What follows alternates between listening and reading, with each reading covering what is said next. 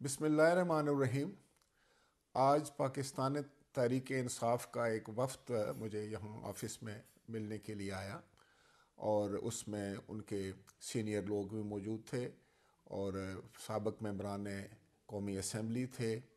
और उनका मुलाकात का मकसद ये था कि वो आकर मुझे ये कहें कि मैंने उनके जो इस्तीफ़े मंजूर किए हैं उनको वो वापस लेना चाहते हैं और उसके लिए वो चाहते हैं कि वो दोबारा आकर असम्बली में बैठें और यहाँ वो फिर जब असम्बली में वापस आएंगे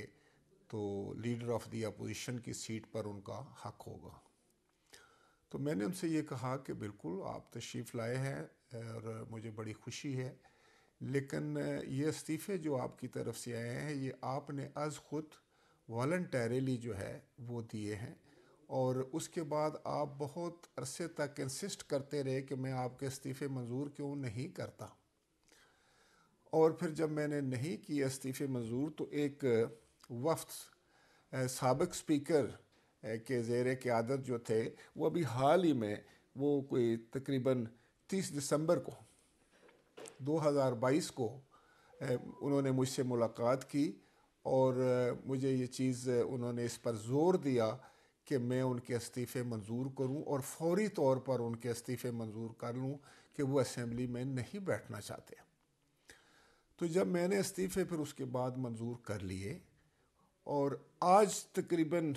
1.5-2 महीने के बाद ये जो दूसरा वफ़द तशरीफ़ लाया, इनका मौक़िफ़ ये था,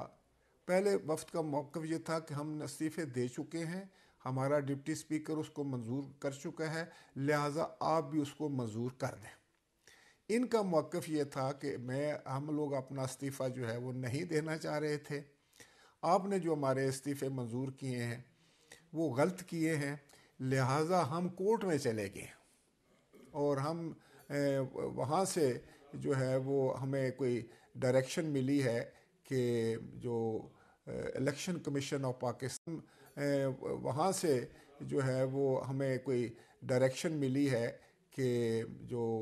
इलेक्शन कमीशन ऑफ पाकिस्तान का जो नोटिफिकेशन था उन्होंने वापस ले लिया है, लिहाजा हम जो है वो असम्बली में बैठना चाहते हैं और लीडर ऑफ़ द अपोजिशन का ओहदा और दूसरे पार्लिमानी लीडर और वो जो है वो हमारे हवाले कर दिया जाए। तो मैंने उनसे यही गुजारिश की है कि ठीक है, आप लोग तशरीफ़ लाए हैं, सियासत में इस किस्म के जो मामलात हैं अगर वो जो सामने आते हैं तो उनका कोई ना कोई तदारक भी होता है, उनका कोई हल होता है। इस वक्त तो ये है कि मैंने तो आपका बहुत इंतज़ार किया कि और मैं चाहता था कि असम्बली से आप मुस्तफ़ी ना हों, आप आएँ असम्बली में, लेकिन आप अल-ऐलान जो है वो असम्बली आपने छोड़ी।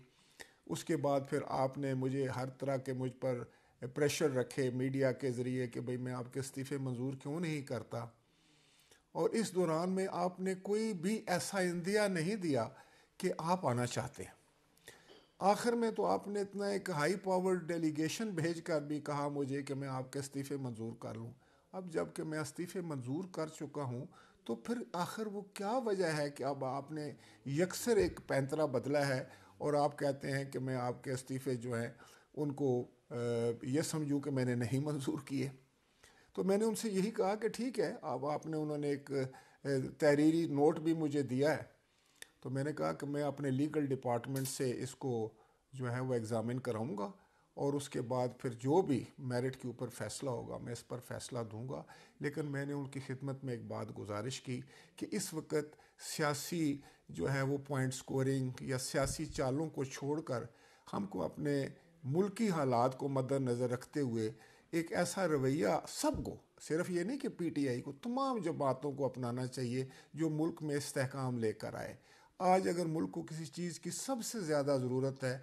तो वो बाहमी अखुव्वत की ज़रूरत है, बाहमी भाईचारे की ज़रूरत है, हम आहंगी की ज़रूरत है और हमें एक दूसरे का हाथ पकड़कर अपने मुल्क को इन तमाम चैलेंजेस से बाहर निकालना है और ये वोटल है। तो मैं अपने इस ऑफिस को और अपनी ज़ात को पेश करता हूँ कि मैं इस पर अपना मस्बत किरदार अदा करना चाहता हूँ, मुल्क के लिए, मुल्क की इस्तेहकाम के लिए, मुल्क में हम आहंगी के लिए और मुल्क में ایک غیر یقینی کی کیفیت کو ختم کرنے کے لیے، ایک بڑے مقصد کے لیے ہمیں چھوٹے چھوٹے جو معاملات ہیں ان کو پس پش ڈال کر ایک بڑے مقصد کے حصول کے لیے کام کرنا ہے۔